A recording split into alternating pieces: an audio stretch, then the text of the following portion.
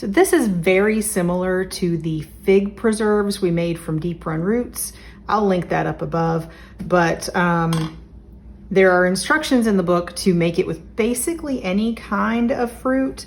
So we have made this not on the channel with other fruits. I think I've made it with blueberries and strawberries when those were in season, but now it's the fall, almost winter. And so I was gonna make some with apples. She says these are apples and pears are some of her favorite fruits to make this with. And it takes a while, it needs to sit overnight. So we're getting this started tonight so we can cook it in the morning. The first thing I'm gonna do is slice up my lemon. I cut off the top and the bottom just because those parts are a little meh. And I'm just gonna slice this up thinly, kind of as thinly as I can. And I'm gonna remove any seeds. Not that I have to, but that's not in the instructions, but I generally do. And it really doesn't matter how thin these are, but I'm just trying not to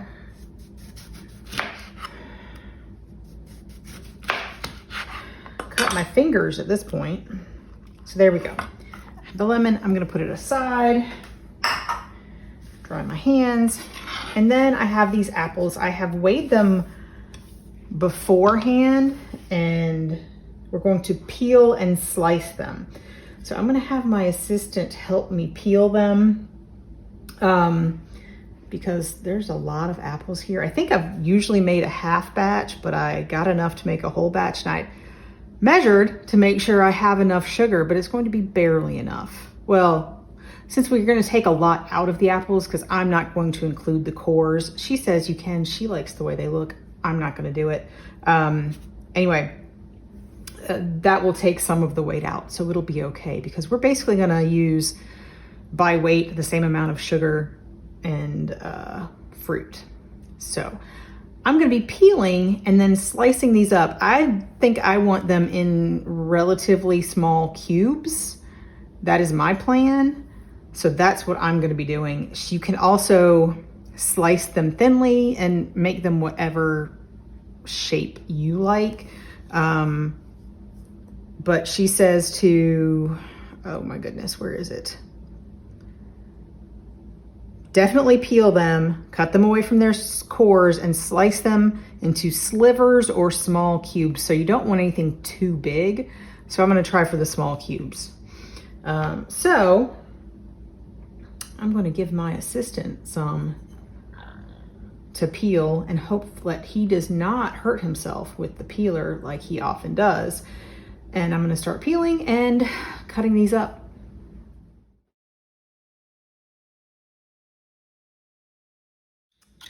I didn't say, but these are Pink Lady apples. She does say you want a crisp apple. She likes, but not really tart like Granny Smith. So she likes Pink Ladies or Fuji or Gala, something that is crisp and not mushy.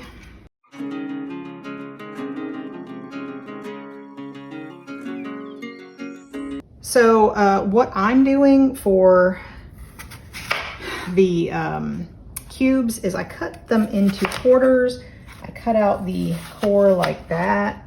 This is just how I quite often deal with apples when I'm cutting them for the kids or for the Kongs that I make for the dog. I cut them like this a lot for the Kongs because they fit in easily that way. They fit into the little hole.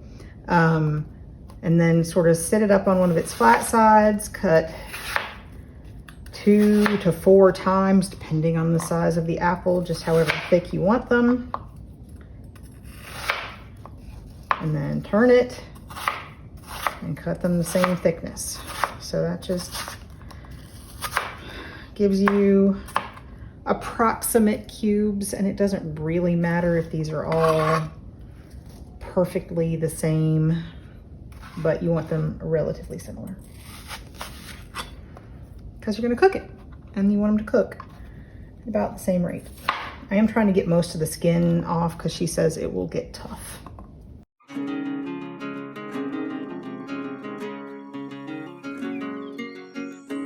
Okay, so I have a huge pile of apples now, and I'm going to weigh them.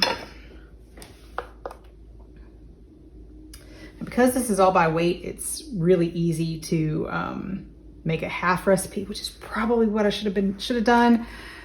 So if you know me, you might be getting some of these for Christmas. I don't know, we'll see. You can these, process them and put them in jars. I'm not sure that I will be doing that, so I don't know, we'll see. All right, okay, so now I know the weight of my apples, and I need an equal weight of sugar. We lost about a pound, so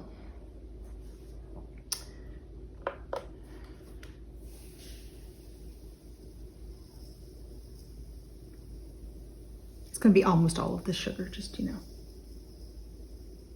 at least 3/4 of it.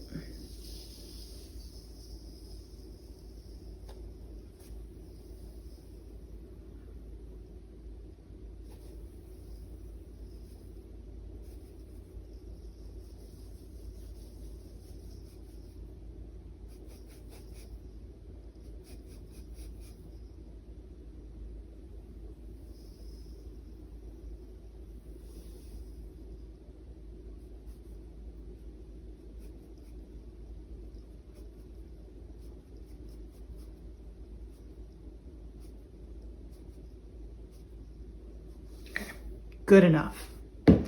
That's a lot of sugar. So now, I'm just going to add our lemon and kind of toss this all up so the apples are all covered with the sugar.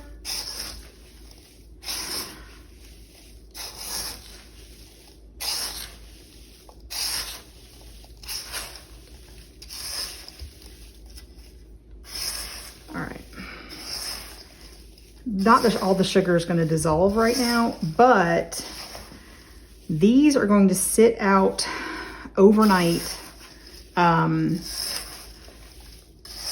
just at room temperature. She says you can put them in the refrigerator, but she never has room in her refrigerator for this. Yeah, I don't have room in my refrigerator for this most of the time. I'm going to put it into a Dutch oven, my Dutch oven that has seen better days, but works just fine.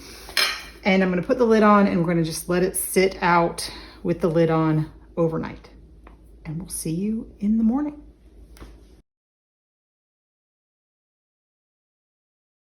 So my apples and lemons and sugar have been sitting here overnight, and there has definitely been a syrup formed around the fruit. So now it's time to cook it. So I'm going to turn the heat to medium, and we're going to wait for this to come to a strong simmer. There is some undissolved sugar, that's fine, but she says that you should probably, and she does, stir this as it comes up to a boil, as that sugar dissolves, just to try to keep it from burning on the bottom, because that's where it kind of landed. So it smells mostly of lemon right now. But so we're going to wait for this to come up to a strong simmer, which will take a while. Not quite as long as if it had been in the refrigerator, but it will take some time. It's been almost 20 minutes and it's still not up to a strong simmer, and I've got limited time this morning, so I'm turning it up to a medium high to try to just get it warmer faster. So it's on me because I don't have all day for this. So she says this is going to take about an hour for this fruit. Tougher fruits like pears and apples and watermelon rinds and maybe citrus might take longer to cook.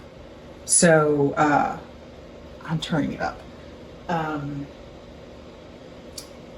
Things like berries, about 15 minutes is probably all you're going to need to cook this after you get it simmering.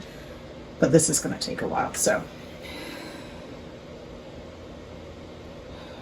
I don't think it'll hurt anything to bring it up to a simmer at a higher heat. So almost there. I can tell it's about to start boiling. In fact, this might be a decent simmer. It's been about 7 minutes since I turned it up. So look, I would, if you're doing especially apples and the whole batch, I would start it at a higher temperature. But that's just me. So I'm going to turn it back down to medium and make sure that we're still at a good simmer. This is definitely a good simmer.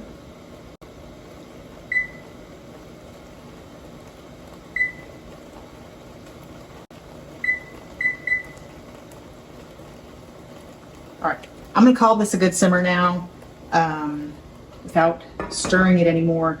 And put the lid on and turn it down a little. So I turned it down from, on my stove, a 5 to a 3. It's sort of a medium low, a little bit closer to medium.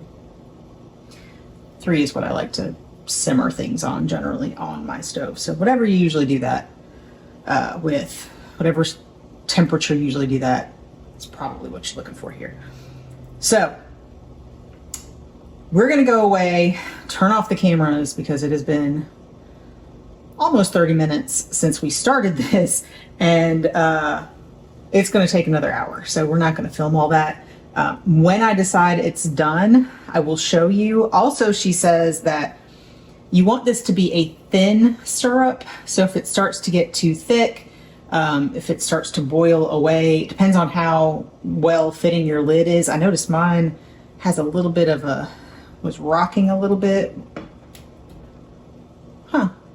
When it was cold, the lid didn't seem to fit very tightly. Now it seems much better. So we'll see how much we lose. If that happens, if you think it's starting to get too thick, she says it should be pale and thin. Then you can add about a cup of water and keep cooking it. We are looking for about a third of the fruit to be kind of translucent. And at that point, she says it's done for these kinds of fruits. Taking on that clear veneer. So it's kind of like when onions are fully cooked and you can kind of see through them. It's a little bit like that with this, but I'll show you what it looks like when I decide it's done. So we'll be back in about an hour. Okay, so this has been simmering with the lid on for a little over an hour and maybe 10 minutes. And I think I'm going to call this done. I would say about a third of it, as she says, looks sort of darker and translucent. So we're going to call that done. Now I'm going to transfer it into these quart jars, and they're supposed to sit at room temperature for an hour before you put them in the refrigerator. You can probably process this into jars to keep at room temperature. I don't remember if she says how long, but I'm sure there were instructions, I believe, on the fig preserves I did. Anyway, but it will keep in the refrigerator for at least 3 months. So we'll show you what it looks like when it's all done and let you know what we think in just a minute.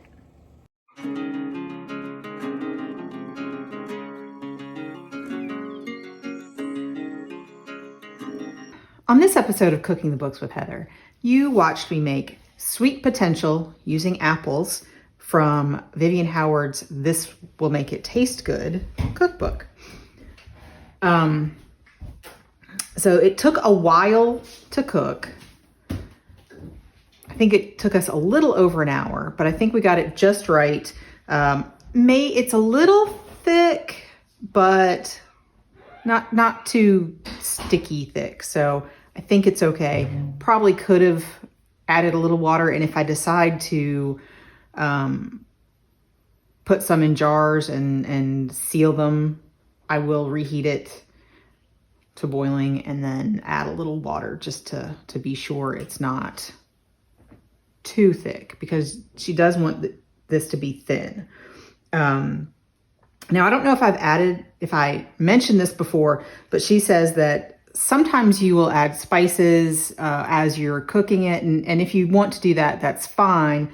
But she thinks that it's more versatile if you don't add the spices to it while it's cooking, because you can add spices like cinnamon or cloves or anything like that in whatever you're using it for instead. So you can flavor it in a number of different ways. So that's why I didn't add any of those spices, and I think I prefer that as well, because we can do just about anything with it. We tried it on pancakes this morning and I enjoyed it. I thought that was good.